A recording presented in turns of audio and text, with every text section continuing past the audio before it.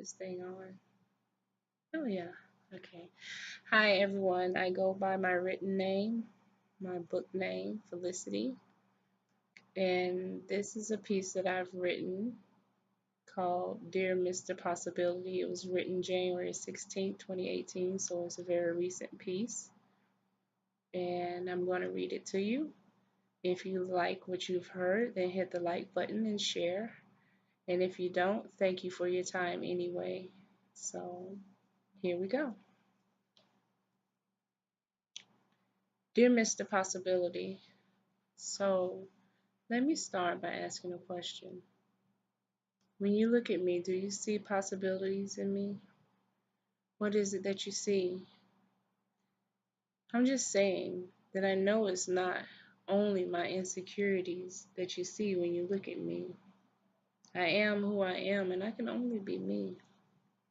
I'm good enough to bed, but not good enough to wed. Not saying that I want to marry you, but I do. Just another pretty face. All you do is take a taste. One day this week, maybe again next week. But then again, why should I expect more? After all, I'm just an ex that's never stopped loving her ex. And it's most likely just sex you see when you're here with me. So what's the possibility? No matter what you think, Mr. Possibility, I know you see the love I still have inside of me. You, sir, can't deny it. You know it's true. You see it in my actions, in everything that I do, in the way that I talk to you, in the way that I care for you, in the way that I do anything for you, in the way that I make love to you. Please don't be offended by the words that I say because it's my truth. I'm not trying to guilt you. I'm just trying to express what I'm feeling inside when I think of you, me, us. My every waking thought consumes me because of you and the endless possibilities. It's not just sex, it's so much more. It's always been you. It will always be you because I've never stopped loving you. Do you know, Mr. Possibility, that I still remember the pain, how it drove me insane, so much pain, our loss, your and her game, seeing your and her baby. It was like a stabbing pain, but I pushed past the pain because I still loved you, thus loving anything or anyone a part of you. I became a version of Ruth, meaning like Ruth in the Bible, 1:16. And Ruth said, entreat me not to leave thee, or to return from following after thee. For where thou goest, I will go, and where thou lodgest, I will lodge. Thy people should be my people, and thy God my God. So now that we are in this place again, to see you now, to feel your embrace, to hear your voice, to feel your touch, the warmth in which you greet me, the smile you bring to my face, so many possibilities. It started oh so sweet. I remember the day. It was August 6, 2008. The time was 10:52. It was our first chat date. We talked late into the night. The feeling was so right. But like all good things in life, sometimes they end. It all came to a bitter end on May 5th, 2012. I remember the conversation. I remember telling you I'd never love another man again, that it would always be you. I kept my word to you, you know. Never loved again. I never was with another man, even though I tried to replace you. Oh, yes, I tried to replace you. No one could ever take your place to the point where I'd make any man wait my 60 days. An impossible task for any man to make. The longest only made it to day 39. No one ever got to have a taste. It's been close to 6 years now, but it seems as if at times, time stood still. How I long to tell you all these things, but how? When I know that there is too many possibilities, so many possibilities. How indeed, Mr. Possibility? Your message was received loud and clear. Some may say they feel I've set myself up for failure just to be heard again, asking if I'm willing to love again. Love again?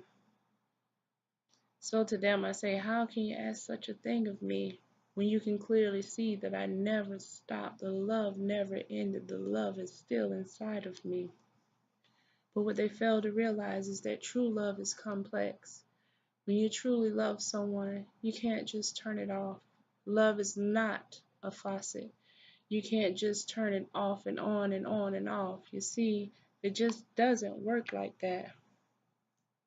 It takes time to grieve a loss of love.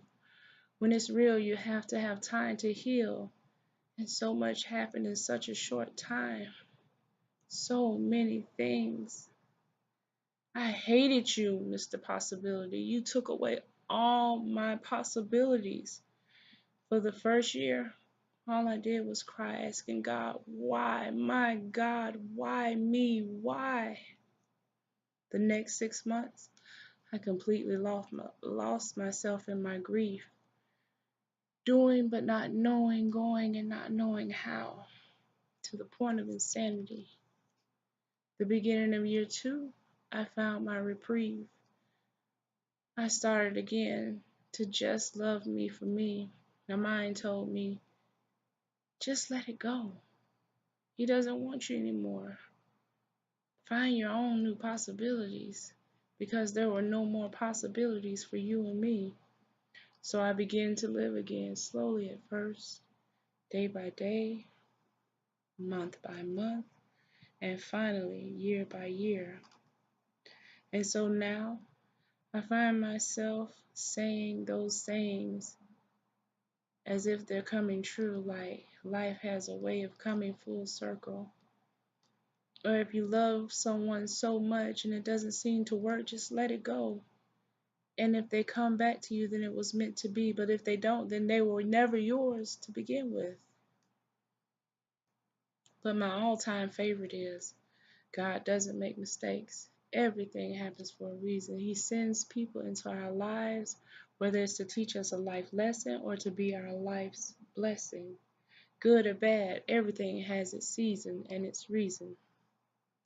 I feel, Mr. Possibility, that in writing you this letter, I'm trying to gain understanding as to how I find only 3 possibilities.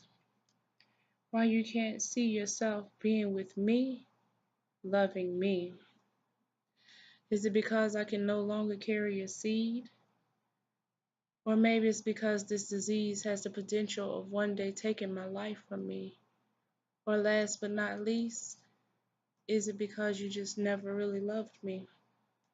I do sometimes question what it is that I see. Like, is there a possibility that that's love in your eyes that I see when you look at me? The way you smile, the way you laugh, the way you look into my eyes as you make love to me, the way you hold me when we say goodbye as if it would be the very last time. Tell me, are these true possibilities? I truly hate the thought of so many different possibilities. It gives me no sense of security, no reassurance, only maybes, and I hate maybes. Why can't the world just be black and white, yes or no? But yet and still, there's always maybe. Maybe he does, maybe he doesn't, maybe he will, maybe he won't. In closing, I just need you to know that I am requesting a bit of clarity. So, thank you, Mr. Possibility, for your time. Sincerely, Felicity. Thank you all for listening. Please give me your feedback, any suggestions. It would all be helpful. Remember to like and share if you like what you heard. Have a great night.